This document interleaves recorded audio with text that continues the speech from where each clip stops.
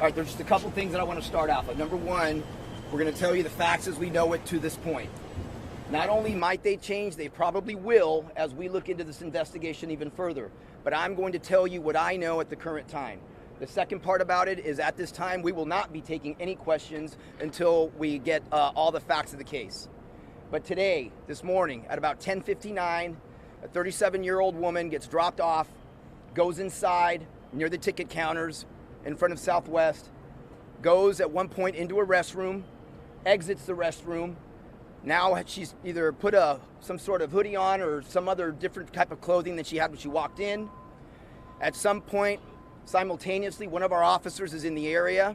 She produces a handgun and begins firing. At this point, we don't know where exactly the individual was aiming. For the most of what we're seeing now, she was aiming at the ceiling. But there was several rounds that are found. Simultaneously, as she's doing that, our officer engages the suspect, strikes her in the lower extremities. She's taken into custody and is currently at Parkland Hospital. If the power of the gospel is not felt throughout the length and breadth of the land, anarchy and misrule, degradation and misery, corruption and darkness will reign without mitigation or end. Webster said, if the power of the gospel is not felt throughout the length and breadth of the land, anarchy and misrule, degradation and misery, corruption and darkness will reign without mitigation or end.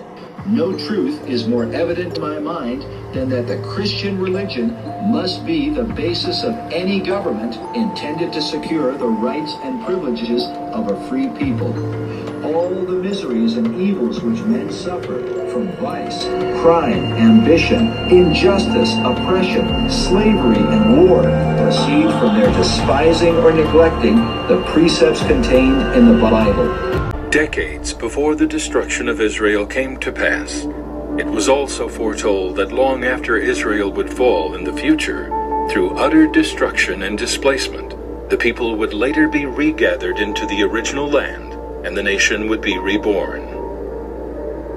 In fact, Jesus himself, who often spoke in parables, gave such an example through the imagery of a dead fig tree coming back to life at the beginning of the end of days.